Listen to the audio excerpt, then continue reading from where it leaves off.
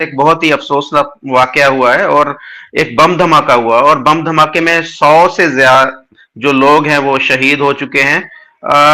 ये इसके पीछे क्या मुहर्रकात हैं? आपको पता है कि जिस तरीके से टेंशन चल रही है इसराइल के साथ ईरान। जिक्र पड़ोसी मुल्क में होने वाली बदतरीन दहशतगर्दी का। ईरानी शहर करमान में 2 धमाकों में 188 अफराद जाम बहक और 150 जख्मी हो गए हैं। अब ये हैंड होल्डिंग कहां से आ सकती है? वही पाकिस्तान की। ठीक है, तो आसिम मुनीर का विक्टोरिया नुलन से मिलना और पाकिस्तान का इस जगह पे कनेक्शन होना, दूसरा चीज पाकिस्तान का अफगानिस्तान के साथ एक बहुत ही अफसोसनाक वाकया हुआ है। कंट्री ऐसा है जो अमेरिका से फेस टू फेस पंगे लेके खड़ा होना, पंगे लेने के लिए खड़ा है और पंगे ले रहा है, और उस कंट्री का नाम है ईरान। ये जंग किस तरफ जाती है, तेजी के साथ फैलती है, पाकिस्तान पे क्या असर आता है कि आपके पड़ोस में हो रहा है सारा मामला। सही, ठीक है, आप पाकिस्तान के अंदर भी दहशतगर्दी हो रही है और पड़ोस में ये पता नहीं दहशतगर्दी थी, हादसा था, क्या था। जनरल कासिम सुलेमानी की चौथी बरसी के मौके पर हुआ। बारूदी मवाद से भरे बैग कब्रिस्तान के दाखिली दरवाजे पर रखे गए थे। अफसोसनाक वाक़े पर कल ईरान में सोग का ऐलान किया गया है। ईरानी सदर इब्राहिम रईसी कहते हैं दहशतगर्दों बलूचिस्तान को ईरान भी सपोर्ट करता है, तो बलूचिस्तान के काफी प्रोटेस्ट चल रहे हैं, तो कहीं ना कहीं कुछ एक कनेक्शन बनने की फितरत रखता है। एक something is there that could be created, right? Let's gate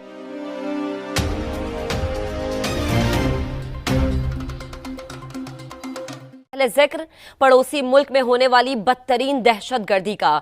ईरानी शहर करमान में 2 धमाकों में 188 अफराद जाम बहक और 150 जख्मी हो गए हैं।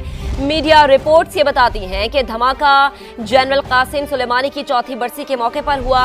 बारूदी मवाद से भरे बैग कब्रिस्तान के दाखिली दरवाजे पर रखे गए थे। अफसोसनाक वाक़े पर कल ईरान में सोग का ऐलान किया गया है। ईरानी सदर इब्राहिम रईसी कहते हैं दहशतगर्दों के साथ दूसरा वाक़या जो पेश आया वो पेश आया ईरान में।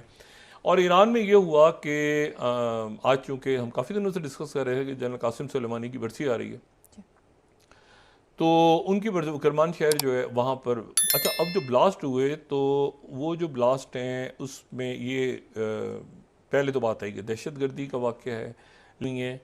अब तक तादाद जो है वहाँ पे जो शोहदा हैं उनकी तादाद 103 से 110 तक बताई जा रही है और बहुत बड़ी तादाद में लोग जो हैं वो ज़ख्मी भी हैं। लेकिन ये है कि ये अब देखना ये है कि क्या ये इसकी अल्टीमेटली इसमें क्या एक बहुत ही अफसोसनाक वाकया हुआ है और एक बम धमाका हुआ और बम धमाके में 100 से ज्यादा जो लोग हैं वो शहीद हो चुके हैं। ये इसके पीछे क्या मुहर्रकात हैं? आपको पता है कि जिस तरीके से टेंशन चल रही है इसराइल के साथ ईरान की, और अभी कुछ दिन पहले जो है वो तालिबान और इनकी झड़प भी हुई थी और अभी तक कुछ चीजें। कंट्री ऐसा है जो अमेरिका से फेस टू फेस पंगे लेके खड़ा होना, पंगे लेने के लिए खड़ा है और पंगे ले रहा है, और उस कंट्री का नाम है ईरान। जनाब, ईरान एक ऐसा कंट्री है जिसे अगर किसी ने कोई कभी रोक पाया, जब से खामेनेई आया है, इस्लामिक रेवोल्यूशन, इस्लाम के नाम, इस्लाम की जो क्रांति है कि पूरी दुनिया में इस्लाम फैलाना है, वो सीने पे सीना ठोक के अगर कोई कंट्री कहता है तो वो है ईरान। मानिए बाकी सारे के सारे सेकंड और थर्ड क्लास लेवल पर आते हैं ईरान को छोड़कर। अगर आप अमेरिका से जेन्युइनली दुश्मनी रखते हैं, जेन्युइनली नाराजगी रखते हैं, तो आपको वो सबसे इंपॉर्टेंट कंट्री लगेगा ईरान, जो अमेरिका की नाक के नीचे, अमेरिका के सामने सीना ठोक के कह रहा है कि न्यूक्लियर बॉम्ब बनाऊंगा। इकलौता ऐसा कंट्री जो सीना ठोक के कहता है कि हां, ये इजराइल इस अरब लैंड पर, इस्लामिक लैंड पर होना ही नहीं चाहिए।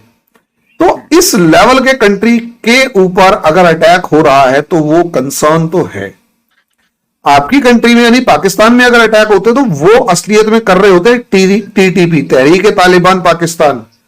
अगर वो कर रहे हो तो बलोच लिबरेशन फ्रंट या बलोच लिबरेशन आर्मी या सिंधु देश लिबरेशन आर्मी, ऐसे कुछ ऑर्गेनाइजेशंस जो हैं ये कर रहे होते, आपकी लोकल ऑर्गेनाइजेशंस।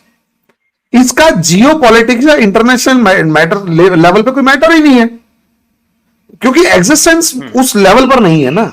आप किसी के लिए टूल है, ईरान किसी के लिए टूल नहीं है। Iran itself is a country. Iran खुद में एक कंट्री है और इंपॉर्टेंट कंट्री है ईरान। और ये जो ईरान इंपॉर्टेंट कंट्री है, इसे हमें समझना पड़ेगा कि पूरी इस्लामिक दुनिया में अगर इस्लाम को कहीं पर चैलेंज, कहीं मतलब अमेरिका कहीं पर अगर किसी से डर रहा है तो वो हैंड होल्डिंग कहां से आ सकती है? वही पाकिस्तान की। ठीक है,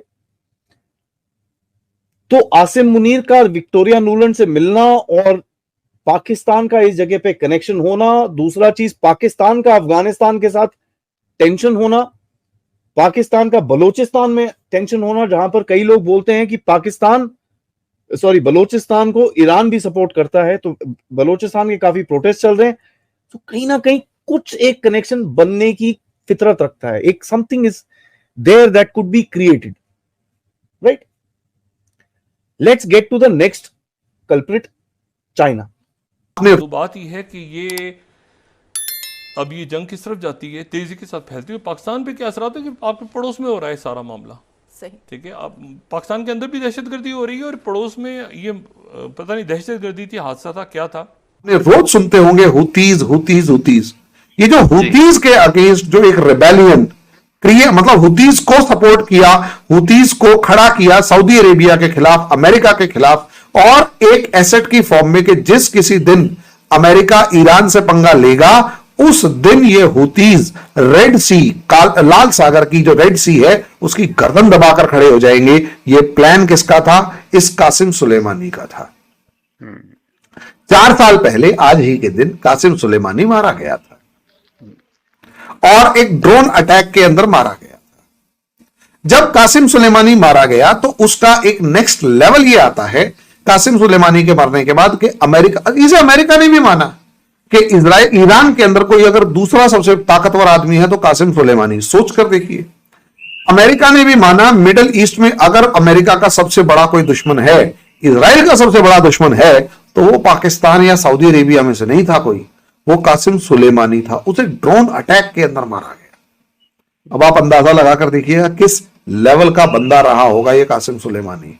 इस कासिम सुलेमानी को मारने के बाद अभी अगर आप देखेंगे, सोचिए उस बंदे ने कितना तगड़ा इंफ्रास्ट्रक्चर, कितना बड़ा इंस्टीट्यूशनल स्ट्रक्चर डेवलप किया होगा इन ग्रुप्स का, कि आज तक इजराइल और अमेरिका इस पूरे इलाके में कासिम सुलेमानी के मरने के 4 साल बाद तक उस ईरानियन क्रेसेंट को जो चांद बना रखा है अरब के चारों तरफ, उसको आज तक खत्म नहीं कर पाए। इस लेवल पर बंदा था और उसी की आज बरसी थी या यूं कहें जन्म शताब्दी थी कि